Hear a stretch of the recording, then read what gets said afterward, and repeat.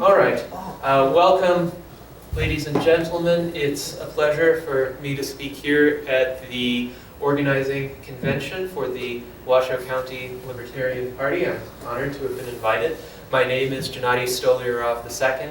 I'm the chief executive of the Nevada Transhumanist Party, and as of several days ago, November 17th, 2016, I'm also the chairman of the United States Transhumanist Party. You can see the two URLs here on the slide.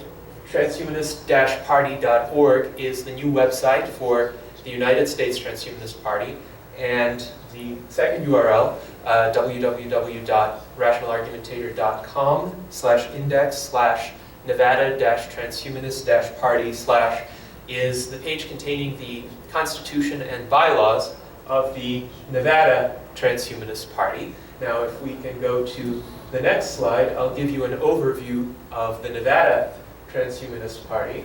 The Nevada Transhumanist Party was founded a year and 2.5 months ago on August 31st, 2015. That was when we first officially registered with the Secretary of State's office. In June, we went through the process of filing our certificate of continued existence. We are a minor political party. We do not have ballot access at that time. Of course, getting ballot access in Nevada would require thousands of signatures, so at some point in time, that will be an objective. But right now, we are trying to build up the infrastructure of the party and of the transhumanist movement in Nevada. Currently, we have 140 members. The way to become a member is to join our Nevada Transhumanist Party Facebook group. I will point out, membership in the Nevada Transhumanist Party does not conflict with any registered party memberships, so you can all be registered libertarians and still join our Facebook group and become members of the Nevada Transhumanist Party. Your party registration with the Secretary of State's office will still be held. And furthermore, we are quite inclusive in terms of whom we admit as members. We have two membership categories: Nevada members, which are those who are eligible to vote in Nevada elections, and allied members, which consist of anybody else with a rational faculty and an ability to form political opinions. So as transhumanists, we look forward toward the future. We value human rationality in all of the forms it manifests itself. So for instance, we have some international allied members of the Nevada Transhumanist Party. If someone is a precocious child or teenager who has political opinions and has a tech-oriented, future-oriented point of view, that person would be welcome to join. Hypothetically, if in the coming decades we come into contact with intelligent extraterrestrial life or develop sentient artificial intellects, the Nevada Transhumanist Party will admit them as members. So we are that inclusive. We do not have any candidates running at the state level for the foreseeable future. To do that, of course, we would require ballot access, but we are quite open to reaching out to other organizations and individuals, irrespective of their official political affiliations, as long as they share some of our objectives. And we are primarily focused on discussions of policy, education, and the role of emerging technologies in our lives. As compared to the US Transhumanist Party, which I will talk about a little bit later, the Nevada Transhumanist Party is more explicitly libertarian in its platform. The reason for that is I am a libertarian transhumanist myself, and I wrote the Constitution and bylaws of the Nevada Transhumanist Party. And we are kind of essentially the font of the transhumanist movement here in Nevada. Hopefully it will grow beyond this area. We do have some members in the Las Vegas area, and hopefully it will grow substantially beyond myself and my wife Gennady Stolyarov, who is our secretary-treasurer. I wrote the Constitution and bylaws, which you can find on our website. I believe we have 34 detailed platform planks, as well as a rudimentary framework for decision-making within the party and a framework that outlines our philosophy of activism. And I'd like to direct your attention to Article 5, Section 2. The Nevada Transhumanist Party shall focus on campaigns of education, information, discussion, and policy advocacy intended to advance the objectives of the Nevada Transhumanist Party platform. So I am fulfilling the mission of the party just by being here and speaking with you today. This is the kind of outreach that we need at this early stage of our party's existence. On our Facebook group, we have vibrant discussions. We have people posting news articles about emerging technologies and the intersection of technology and politics. I encourage all of you to join our Facebook group and post stories, post questions for other members, and get involved. If you want to propose platform planks to be included in our Constitution, you are welcome to do that, and we would welcome your voice. In terms of our tone and our demeanor, we emphasize completely peaceful civil activism. We wish to be inclusive across partisan lines, so we are a trans-partisan party, if you could characterize it as that. We want to collaborate on projects to create a better future. So our emphasis isn't on our team versus somebody else's team. It's not on ad hominem attacks on other candidates or other political parties. It's on creating something that would improve, hopefully, the lives of everyone.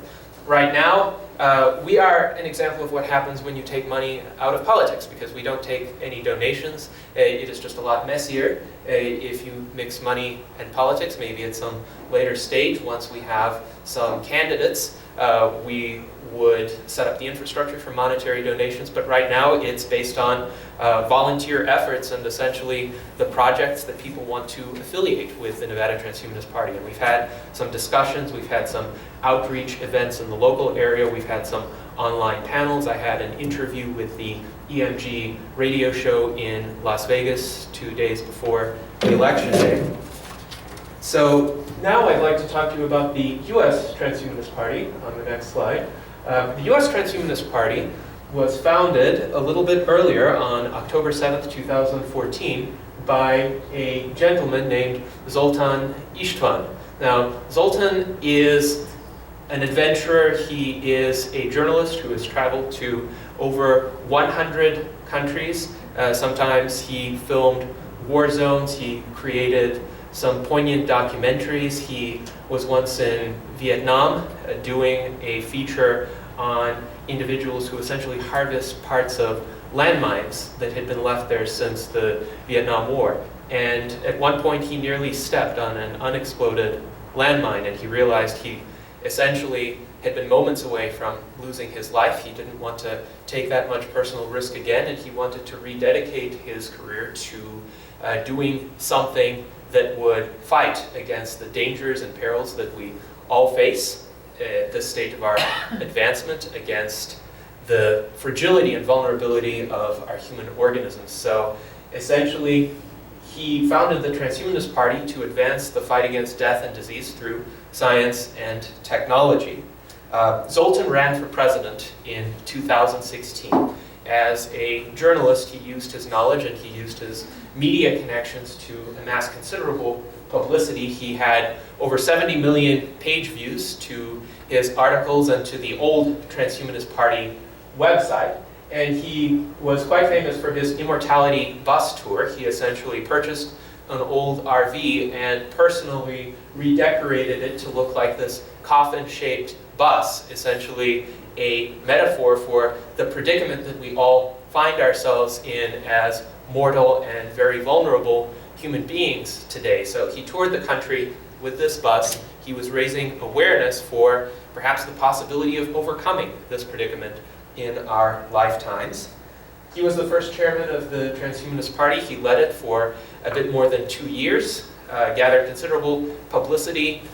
He was a write-in candidate in many states because, again, getting FEC registration for a new political party is extremely difficult. One already has to have ballot access in several states. One has to have candidates in several states, and it's just too early to do that. So de facto, he was a write-in candidate in states that allowed write-ins, and I know a few people who voted for Zoltan, including members of my own extended family.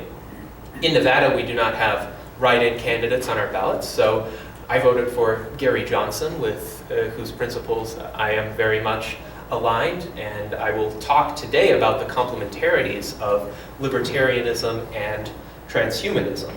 But after his presidential run, Zoltan essentially decided that he wants to hand over the Transhumanist Party to the broader transhumanist community. His goal, of course, with this campaign was not to win. He realized a third-party candidate, especially a minor third-party candidate, does not have much of a chance given the way the US electoral system is designed. His goal was to raise awareness and set the groundwork for this movement, but it would be people who hold these transhumanist views that would advance the movement going forward. So Zoltan selected me to be the new chairman of the United States Transhumanist Party, and he told me that essentially he wanted two key principles to be preserved during my tenure. One is the US Transhumanist Party would be run, again, in this transpartisan manner. So it wouldn't be one particular political slant. It wouldn't be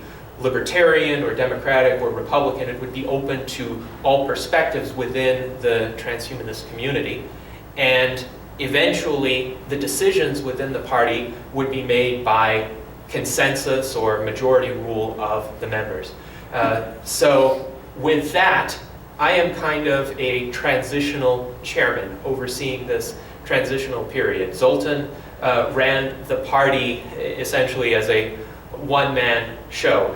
His detractors might have said Zoltan ran it in an autocratic fashion, and that's not a value judgment. I would be running it in more of a technocratic fashion. That is, I would be setting up the infrastructure for the party to become a self-sustaining movement, a movement that would be independent of any one person's leadership or a handful of people's leadership. So it can actually function on its own, irrespective of who's the next chairman. So that would be a transition to a small d democratic form of governance for the Transhumanist Party. Again, not in terms of political affiliation, but in terms of how decisions get made. And as a result, for the first time, we have opened the party up to membership. So we have established a membership form on our website, and it's very easy to sign up. You just fill in your name, your email address, answer a couple of yes or no questions, and you can be included on our membership rolls. The esteemed David Colborn is a member of the US Transhumanist Party, so we invite you again to join in as well.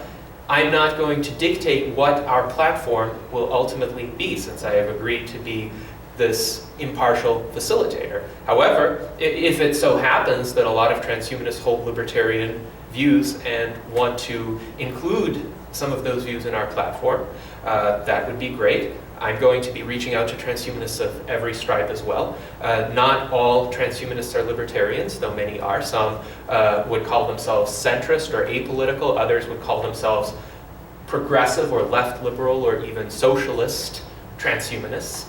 And that's fine. I want to be fair to everyone, and I want to be inclusive of these diverse perspectives.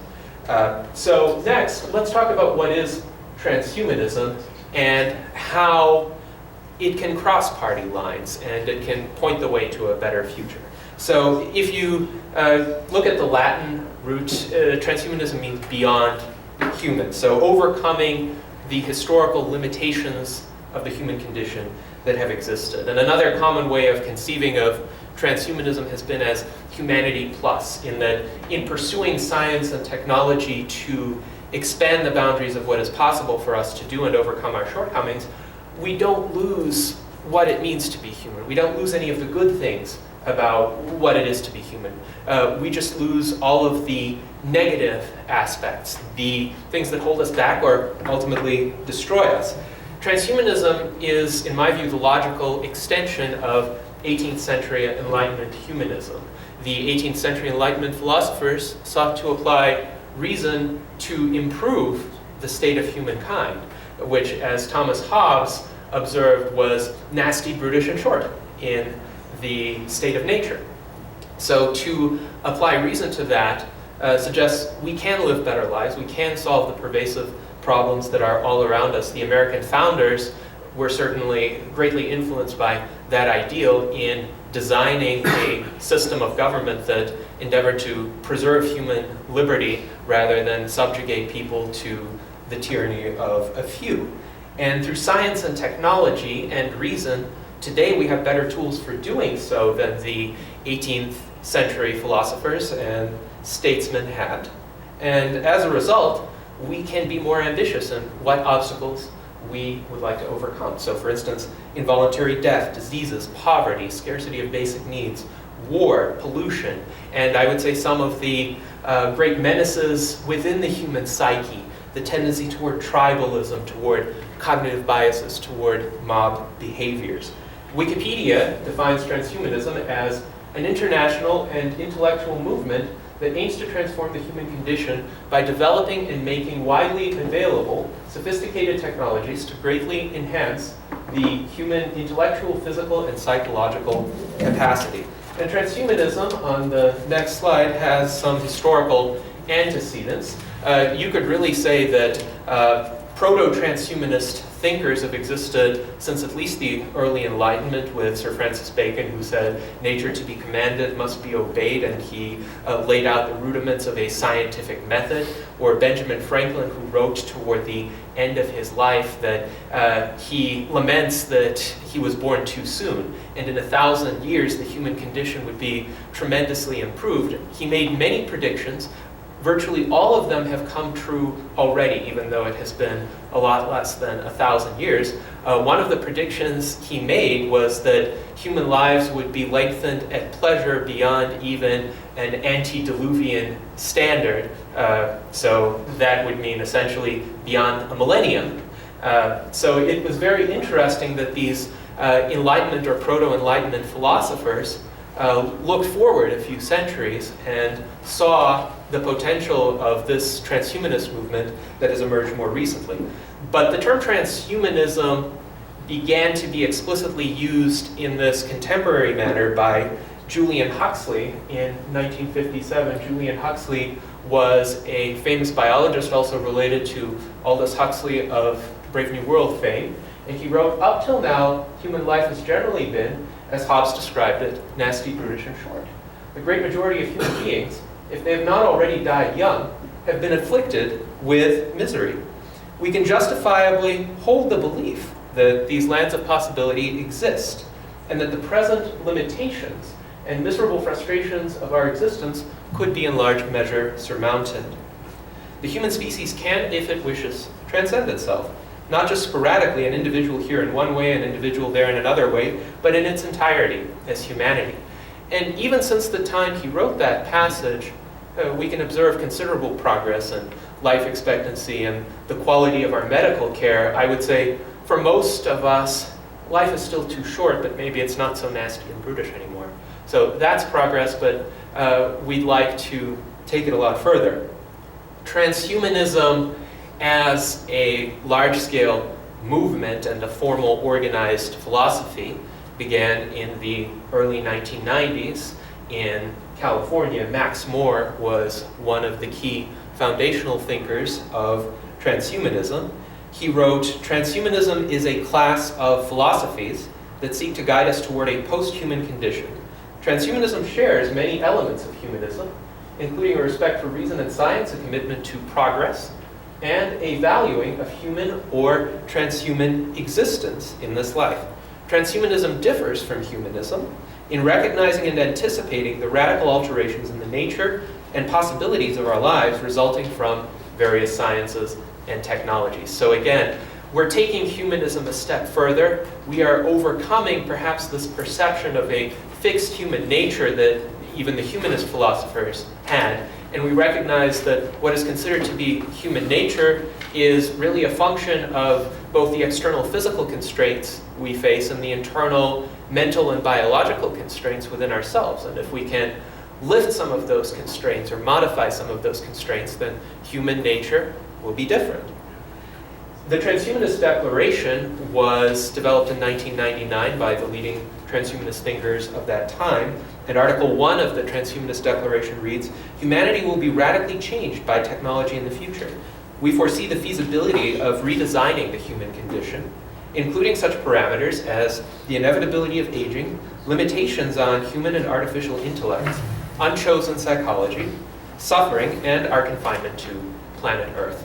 So with that, when developing just the basic groundwork for the US Transhumanist Party as it is going to be moving forward, I wanted to distill these ideas in as broad and inclusive a manner as possible. And I came up with these three core ideals, and these form the immutable portion of our Constitution, where essentially members can develop their own policy planks and ideas about how we get to this future. But I wanted to frame in a very basic way, what does it mean to be a transhumanist, to subscribe to this transhumanist philosophy? And there are three core ideals of the Transhumanist Party. The first is that the Transhumanist Party supports significant life extension achieved through the progress of science and technology. The second is that the Transhumanist Party supports a cultural, societal, and political atmosphere informed and animated by reason, science, and secular values. And the third ideal is that the Transhumanist Party supports efforts to use science, technology, and rational discourse to reduce and eliminate various existential risks to the human species. And this is one point that bears emphasizing in the sense that many people have noted technology can be a double-edged sword, and that technology can be used for good or for ill purposes. One example of technology being used for ill purposes would be nuclear war, or say a pathogen that would be artificially engineered and then released out into the wild. So we do need to be cognizant of those kinds of risks.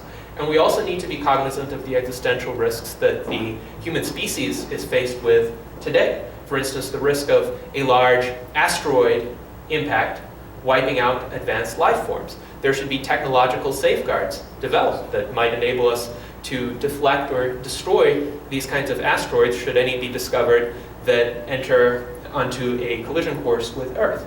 So technology, I would say, can pose these kinds of risks, but the way to overcome those risks is again through more technology and more rational and responsible use of technology. So those transhumanist ideals themselves are transpartisan. One can be a libertarian transhumanist or one can be a socialist transhumanist and still potentially agree with those ideals. But now we will come to why libertarians should agree with those ideals. And I'd like to give the immortal words of Patrick Henry, "Give me liberty or give me death," a new interpretation, and that is as a factual statement. That is to say, you cannot be free if you are dead. You will either have liberty or you will have death. And for those of us who actually want to live in a free society someday and not just discuss the principles of a free society or what a free society might be like, I would suggest we need a lot more time than we currently have. And therefore, within our lifetimes, it is a factual statement. We will either have death and no liberty, or perhaps someday, if we work hard enough for it, liberty and no death.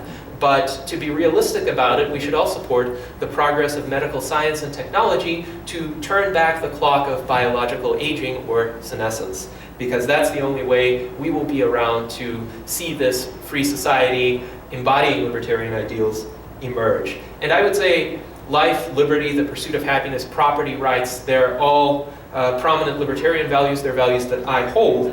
And the right to life in libertarian philosophy is recognized as a negative right. It's the right not to have other people infringe upon your life, not to have other people injure you or take your life away. But it's still the case that the positive condition of life is a prerequisite to all those other rights that libertarians cherish: the right to personal liberty, the right to private property, the right to the pursuit of happiness.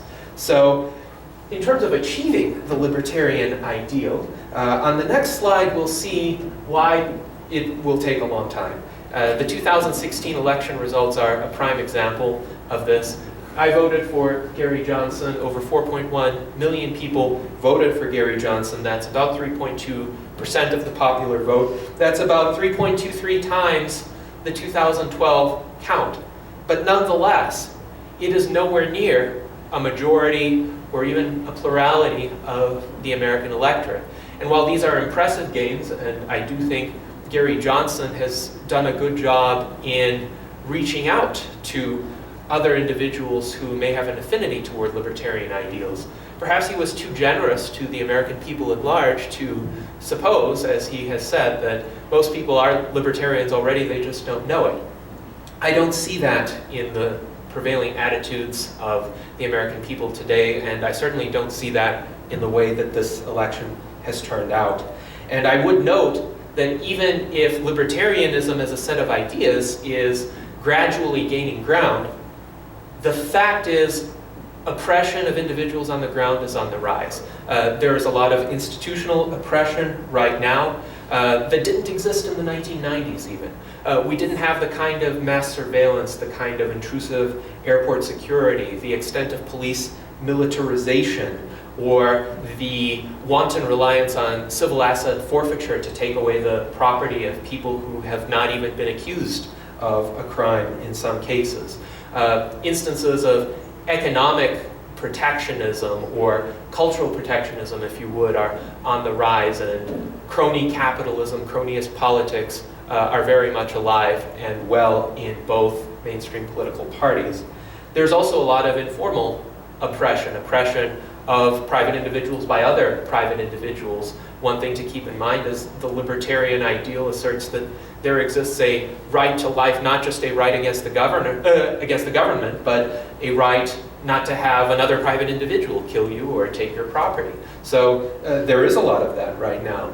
In the wake of this election, there has been a massive spike in racially motivated violence or xenophobic violence. There has been a spike over the entire election season in harassment, both in person and online, in the form of trolling that involves threats of rape or death, which in my view are completely unacceptable, irrespective of what one believes politically or what the other side believes politically or what the other side might have said or done. And we even see it on the roads in terms of a rise in aggressive driving behaviors. The number of deaths on America's roadways actually reached a low circa 2012. It almost dipped below 30,000 fatalities. Now it's around 35,000 fatalities per year. And the entirety of it is not explained by just the increase in number of miles driven or by the economic recovery or anything of that nature. Anecdotally, I think we've all observed the rise in aggressive, life-endangering driving behaviors, which speaks to a problem in our culture. So on a wider scale in the Western world, we've seen the rise of so-called far-right or nativist political parties, which are not at all like traditional American conservative political parties, which have tended to be more universalist, more focused on ideas and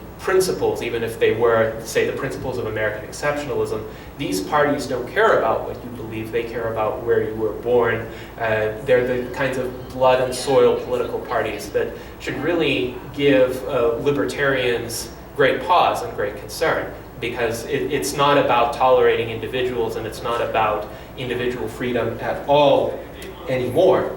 So one concern that we have today is, will this rise in oppression undo the progress that has been achieved for human freedoms over the past 2 centuries more generally, and over the past 30 to 50 years more specifically, where we have seen a rise in cosmopolitanism and diversity and tolerance in this country? Is that going to be reversed? I hope not, but there does need to be advocacy toward essentially a counter to these tendencies. So on this slide, we see left and right, as conventionally conceived, are obsolete ways of looking at the political situation. The new dichotomy is between open and closed forms of politics. And this was actually envisioned by some transhumanist, techno-optimist, and libertarian thinkers in the late 20th century. Feridun M. Esfandiari, better known by his nom de plume, FM 2030, wrote Upwingers, a Futurist Manifesto in 1973, and he also wrote an essay called Upwing Priorities in 1981. And he wrote, "Throughout the 20th century, the world has veered left. In the coming years, we will wing beyond left and right, we will move up." Now, FM 2030 was a highly techno-optimistic individual. He believed that by the year 2010, we would have colonies in space, we would have indefinite lifespans, social structures would be completely different than they are in fact today. 2010 hadn't quite turned out as FM 2030 had envisioned. Virginia Postrel in 1998 wrote a book called The Future and Its Enemies, where she posited that the new political conflict is between dynamism, which is openness to progress, to creativity, to exploration, very much aligned with individual freedom, and stasicism, which is an ideology that is driven by fear of change and a desire to control the culture, control the development of technology, control people's economic activities. But what didn't happen yet is the emergence of a politically powerful dynamist coalition that Virginia Postrel wanted to arise as a counter to stasicism. In 2013, Bradley Doucet, who is a Canadian libertarian, noted, "If technology has not stopped evolving, the dynamist coalition Postrel envisioned to defend the future does not yet appear to have become a significant player on the political scene."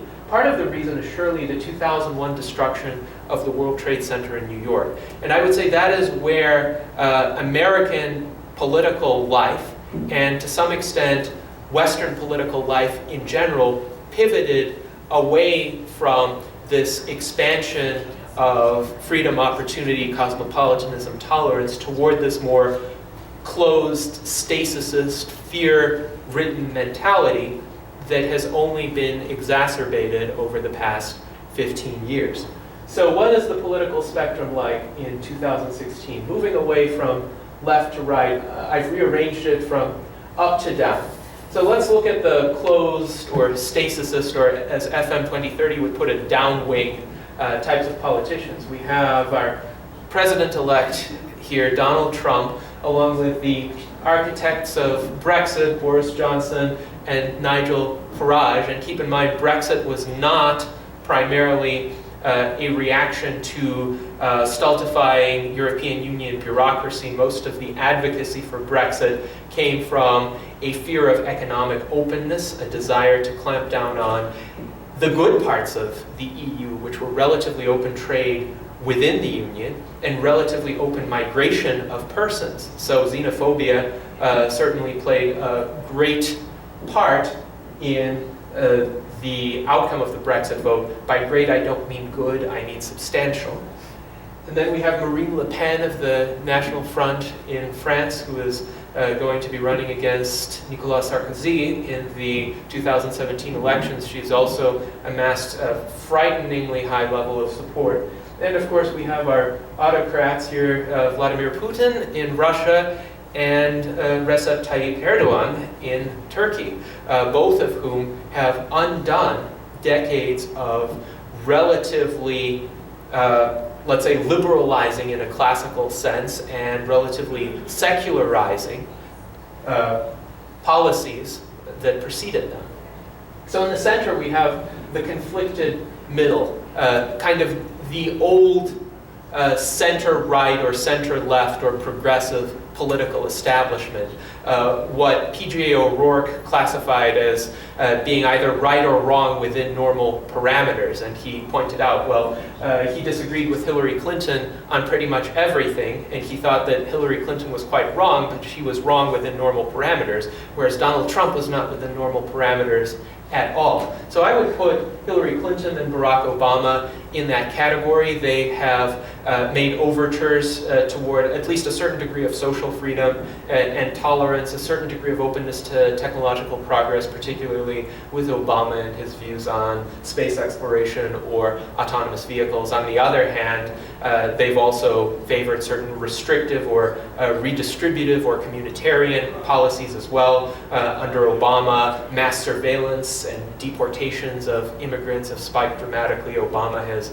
overseen a very interventionist foreign policy as well. And we have other politicians here. Canada's Justin Trudeau, kind of a progressive, left liberal, probably less interventionist, less willing to use violence than Clinton or Obama. Angela Merkel, center-right, German politician trying to hold the European Union together, kind of technocratic. Bernie Sanders and Jill Stein, left progressives. They're good on some issues like opposition to mass surveillance, for instance, support of certain civil liberties, but they are into a great deal of economic planning as well. So they're kind of conflicted. There are certain aspects of their views that would be friendly to a high-tech future of individual flourishing. There are other aspects where I think they haven't reconciled themselves with an open, futurist type of orientation yet. And on the upwing side, I would put Gary Johnson in there, because Gary Johnson actually is quite a strong advocate of technological progress. Zoltan interviewed for about a day with him for the vice president position. Ultimately, William Weld got elected, but Zoltan does have an article recounting his conversations with Gary Johnson. And Gary Johnson is very fond of the prospect of radical life extension. He's very fond of autonomous vehicles and other emerging technologies. So he certainly sees the relationship between liberty and technology.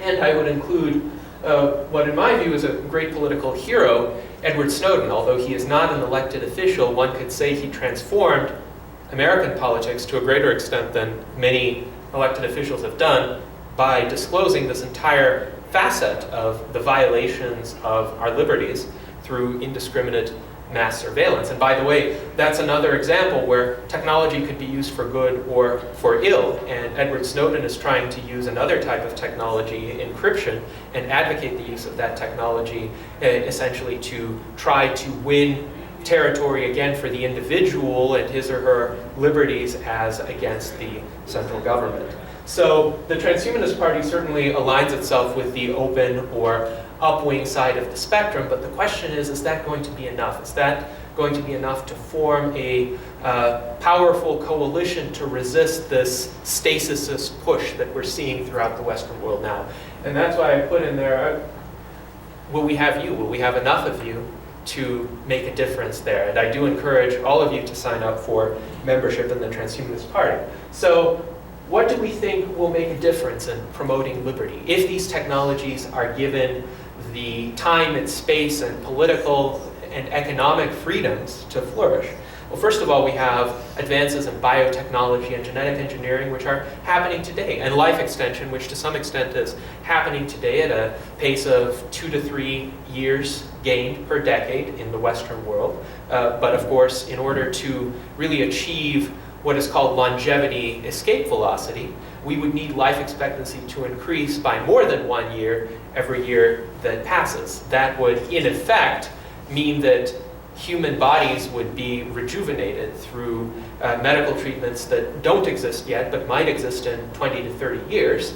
And Dr. Aubrey de Grey, who is a famous advocate of life extension of the SENS Research Foundation, he is a Cambridge-trained biogerontologist, has identified 7 types of damage to cells that is associated with the process of senescence. And while human metabolism is very complex, and all of the workings of human metabolism are not well understood yet, his proposal is an engineering-based approach to try to address each of these causes of damage in terms of repairing them without re-engineering the human metabolism, but just going in every 10 to 20 years and fixing the damage that has already arisen, resetting the body to a younger state. So if that happens, maybe longevity escape velocity will arrive in time for us.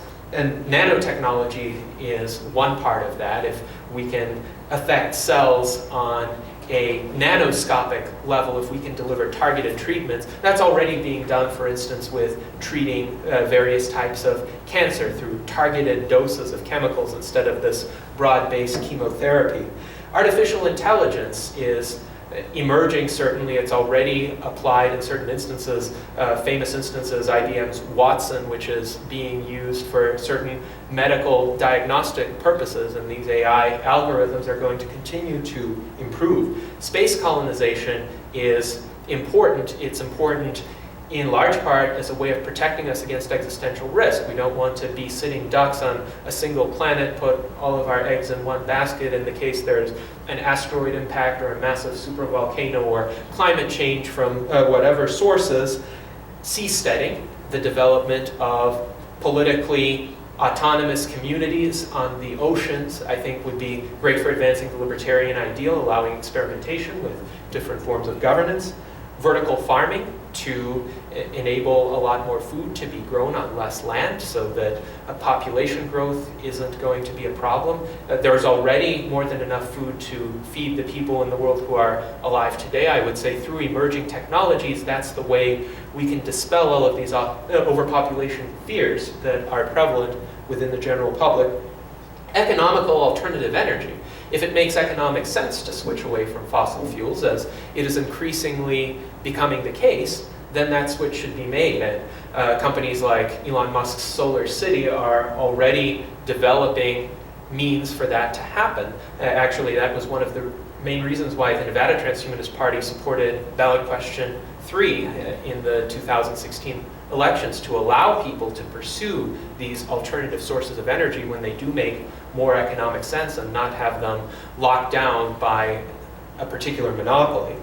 Automation of production. The more production is automated, the less material scarcity there will be, the more physical stuff there will be for each individual to enjoy. Furthermore, autonomous and electric vehicles. I mentioned the 35,000 fatalities on the roads today. Autonomous vehicles can reduce that by about 95%, which is the proportion that is due to human error. Electric vehicles can be designed to be much safer. The Tesla Model S, in spite of a few high-profile crashes, actually has the highest safety rating of any vehicle in the world and the lowest count of fatalities out of any vehicle in human history. Flying cars. There are a few companies working on flying cars. One of them, called Terrafugia, has a prototype called the Transition, which is a kind of roadable aircraft. But if you have flying cars, again, you improve the potential for transportation, you reduce the potential for conflict on the roads. All of these aggressive drivers might become a distant memory of a prior era. Augmented reality. Think about, for instance, sitting at that table wearing augmented reality glasses, building a structure in the game Minecraft. The possibilities for that are already emerging, but you could see many applications for projects that can improve the human condition. Encryption, again, a great tool for protecting individual privacy in an era of mass surveillance. The blockchain. Bitcoin and other altcoins, cryptocurrencies, but now there's also the potential to create contracts on the blockchain and even eventually create DAOs, distributed autonomous organizations, that can function in an objective, impartial manner so that no set of a few individuals can kind of game the rules of the organization in their favor. And ectogenesis, which means essentially artificial birth through artificial wombs, can solve a lot of the messy problems that we have right now in the abortion debate, where there is truly a conflict between the liberty of the pregnant woman and, I would say, the rights of an unborn human being. So to resolve that conflict, I don't think laws are going to do it. And I think technology might enable a properly libertarian solution to that issue. So why are we forming a political party rather than, say, just a think tank or a nonprofit organization? Well, first of all, a political party, as Zoltan realized, gets a lot of publicity and it gets a lot of people talking. And widespread public acceptance of these emerging technologies is crucial, because what we really see throughout human history is it's not a particular philosophy or religion necessarily that renders people for or against technological progress. There are technologically friendly atheists and religious people. Likewise, there are techno-skeptic atheists and religious people. There are some hardcore environmentalist Luddites who are completely atheistic. There are also Mormon transhumanists or Christian transhumanists or Buddhist transhumanists who interpret their religion in a way that's compatible with technological progress. I would say it's part of a more fundamental breakdown among human beings, the difference between hope and fear. So people whose views of the world are primarily shaped by hope will have more of this open or dynamist attitude, whereas those whose views are shaped by fear will be stasicists. They'll want to clamp down and they'll want to control change or even prevent change. So we want to be the party of hope, and unfortunately right now we see the political space is dominated by the parties of fear, the stasicists. We want to build a coalition that stands against that and constructively articulates what a positive future, not a dystopia, but a positive science fiction future might look like. We do have more flexibility to advocate as a political party than a nonprofit organization would. I've seen several nonprofit organizations express reluctance at making political statements about a particular candidate or about a particular party's policies. As a political party, we don't have that restriction, and of course, we don't worry about tax-exempt status right now. We don't take donations anyway, but even if we did, we wouldn't worry about that just because I think a lot of people sacrifice so much just to get a few tax exemptions. I would rather, if I had to pay some taxes, but keep the freedom to advocate the kinds of ideas that I think are necessary to advocate. Also, there exist institutional barriers to technological advancement. Certainly, for instance, getting a drug or a new medical treatment through the Food and Drug Administration takes 10 to 15 years right now, and much of that time is not devoted to demonstrating safety. It's devoted to demonstrating efficacy under a very rigorous definition, but perhaps some terminally ill patients would be benefited by having access to those treatments a lot sooner, since they would die otherwise. What would they have to lose? So we advocate right to try laws, but ultimately, to get those kinds of institutional changes, there needs to be a change in public attitudes, the openness of the public to these emerging technologies.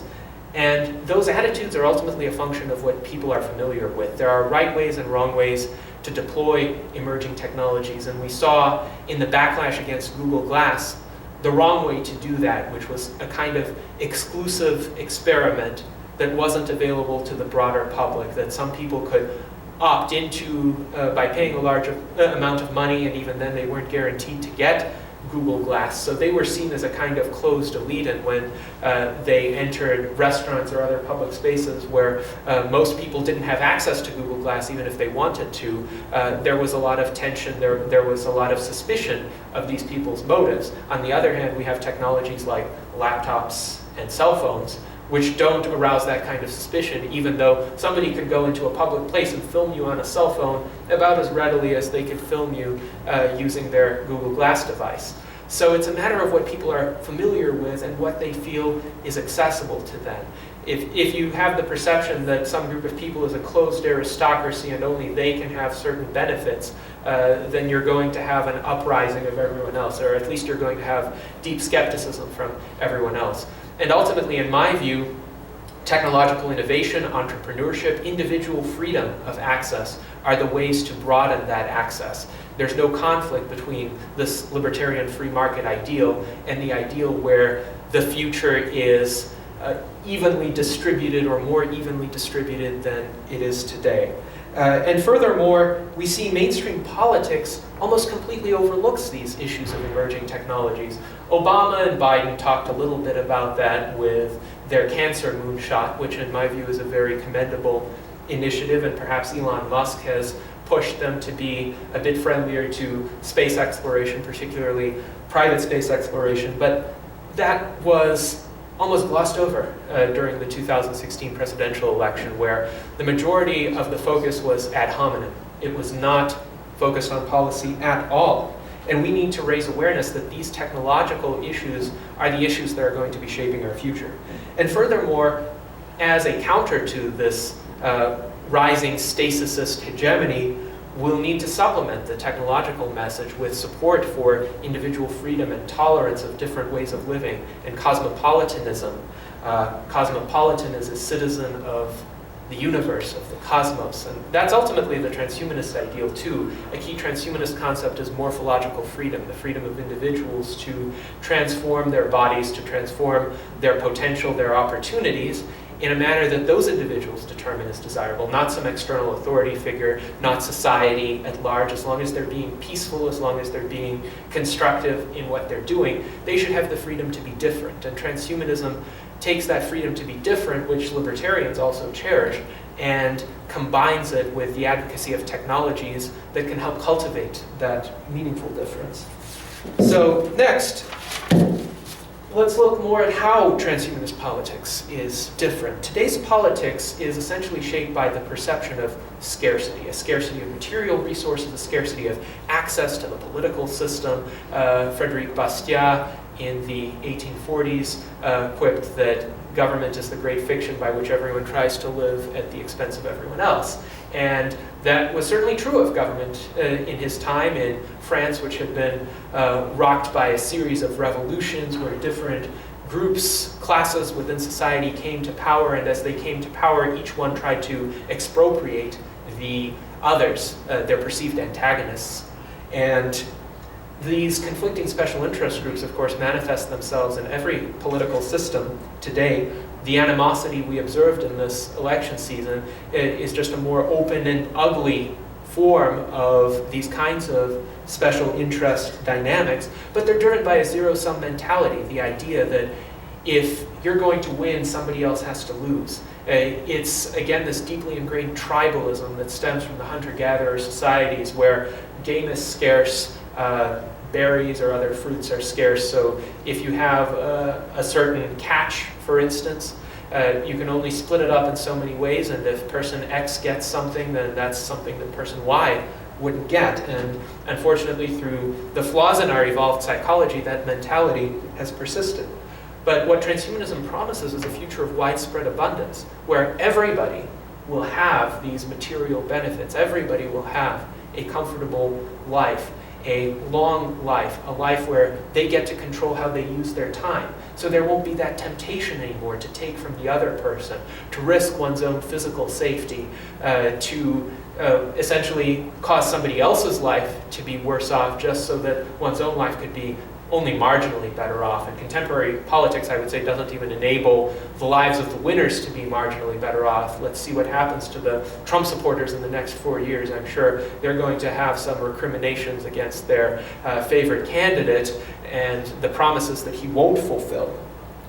People who are more prosperous and more comfortable and more fulfilled in their lives are less likely to act with vicious hostility toward others. We've already seen this. Steven Pinker, a Harvard psychologist, has written an excellent book about 800 pages called The Better Angels of Our Nature, which goes into how the statistical preponderance of violence is dramatically decreased due to the progress in science and technology and classically liberal cosmopolitanism over the past several centuries.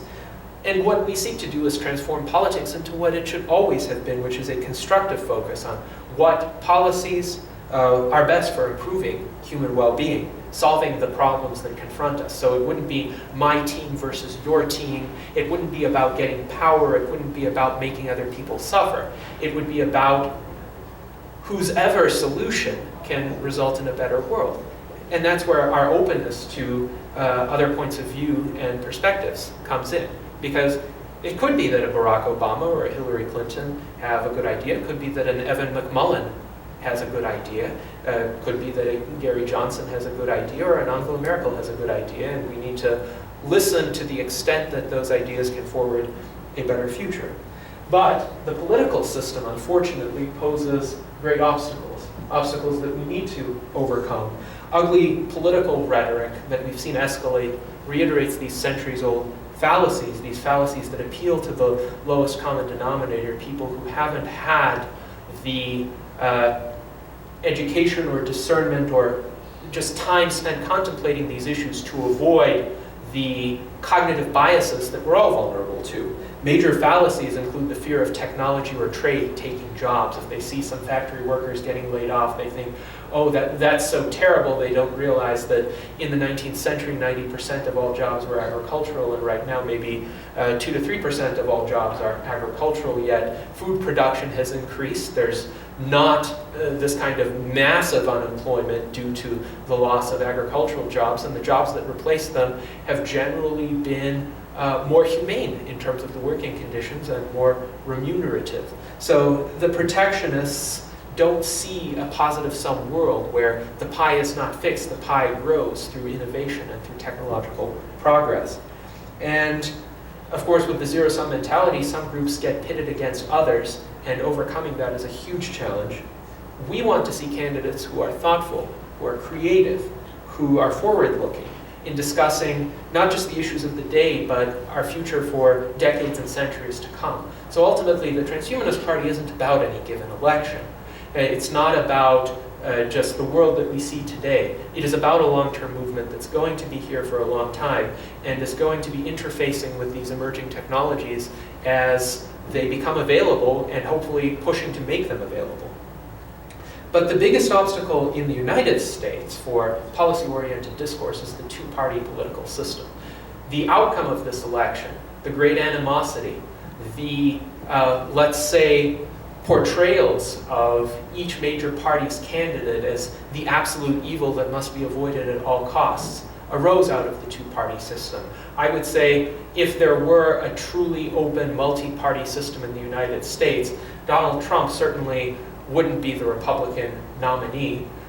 He would be some sort of minor far-right fringe party candidate. Hillary Clinton probably would be some center-left or center-right party candidate, depending on whether you use the American or the European definition. She probably wouldn't have gotten elected either, just because she does have some negatives, whether real or perceived. We would have had a lot more choice, a lot more openness. Gary Johnson probably would have gotten more than the 15% of the vote that he was aiming at. But unfortunately, this two-party system channels people into this wasted vote and lesser evil mentality where they feel like to avoid what is the absolute evil in their view, they'll accept the slightly more tolerable, mild evil. But that's not a way to achieve the greater good if you always keep voting for the lesser evil. And there are specific barriers that lead to people being channeled in that direction. Ballot access laws that I talked about. The Libertarian Party is fortunate to be on the ballots of all 50 states, but even that project took 40 years to achieve. Control of the Commission on Presidential Debates. Despite Gary Johnson's near 15% performance in the polls at some point, the Commission on Presidential Debates is controlled by the two major political parties. They wouldn't let him in. And as soon as they didn't let him in, his poll numbers plummeted just because he had less exposure and people, again, became retrenched within this lesser evil mentality. And then there's non-inclusive polling. A lot of polls just didn't mention Gary Johnson or Jill Stein or Zoltan or a lot of the other third-party candidates that were running. And this system doesn't represent the actual interests of the people. It leads people down this road which everyone considers suboptimal. Most Trump voters didn't have Trump as their first choice. They just thought, essentially, well, this is our team, the Republican Party. We need to support our nominee. We need to oppose Hillary Clinton. And that's unfortunate because they, in so thinking, even though they themselves might not be racists or bigots or xenophobes, enabled the racists and bigots and xenophobes to win. So what are our positions on specific Nevada issues? This was with regard to the past elections.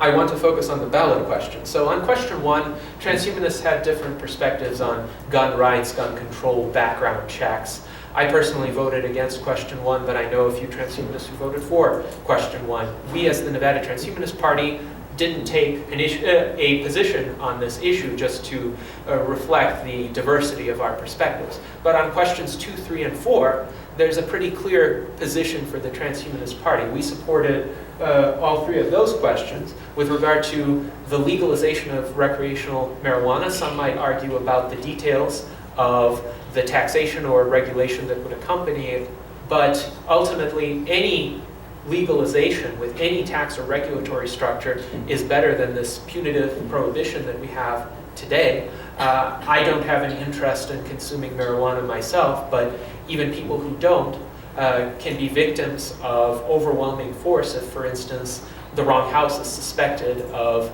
growing some marijuana plants, or a malicious neighbor reports on you, or the police conduct a routine no-knock raid where they knock down your door and shoot your pets as a matter of routine. So to stop that, I think legalization of recreational marijuana is essential to save people's lives. Question 3, I already touched on. We strongly support eliminating the coercive monopoly that NV Energy holds. People should be allowed to choose their utility, to choose how they obtain electrical power in the same manner that they choose their cars or their furniture today. I certainly don't believe that there's any reasonable natural monopoly argument to be made, especially with these new decentralized alternative energy technologies like rooftop solar or perhaps wind technologies that people can have on their property. And then question 4, this is a very transhumanist initiative to eliminate the tax on medical devices. Sometimes those taxes can run into the thousands of dollars for sick patients, people who can afford those taxes the least but need those devices the most to stay alive. And in order to have those emerging technologies make a difference in improving our health outcomes, they need to be available and affordable to people who need them. So in terms of the future of Nevada, this is more generally what we see looking forward. Advanced technologies are the best fit for Nevada's economy in terms of diversifying it.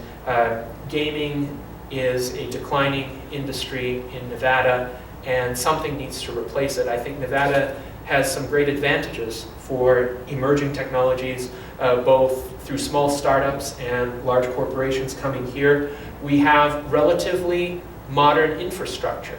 We have wide roads, we have good bridges, we have ample convention space. There's a reputation in Nevada for hospitality. There's a lot of skill in that. A lot of transhumanism today is concentrated in the Bay Area and in California more generally. California's infrastructure is, let's say, a lot more dated. I remember attending a transhumanist conference in 2014 in the Bay Area, and there were a lot of people there, a lot of interesting discussions there about the possibilities of the future. But the conference was held in a 1950s era building with only one restroom. Think about this, a transhumanist conference in a building with only one restroom, where the ubiquitous requirements of human civilization are deficient. So in Nevada, that wouldn't be a problem. In Nevada, there's the space to accommodate growth and accommodate a lifestyle that is more compatible with a technological future.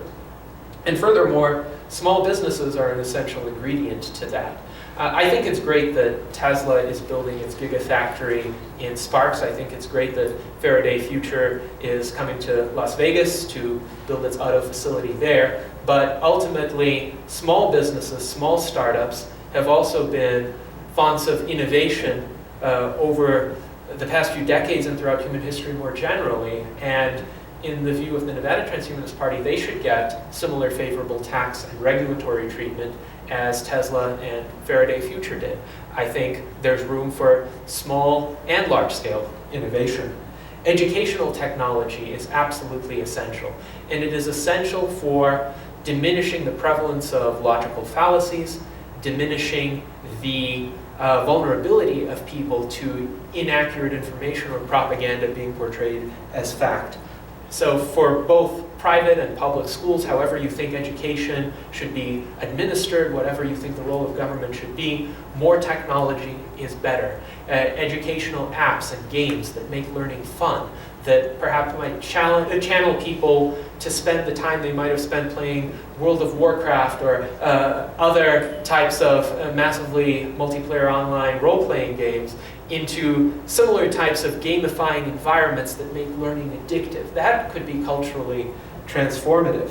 Also, teaching rational critical thinking at an early age is essential. We've seen, unfortunately, in the new media environment, people are not used to confronting logical fallacies. They're not used to confronting filter bubbles. And they're not used to essentially reaching out and engaging with other perspectives.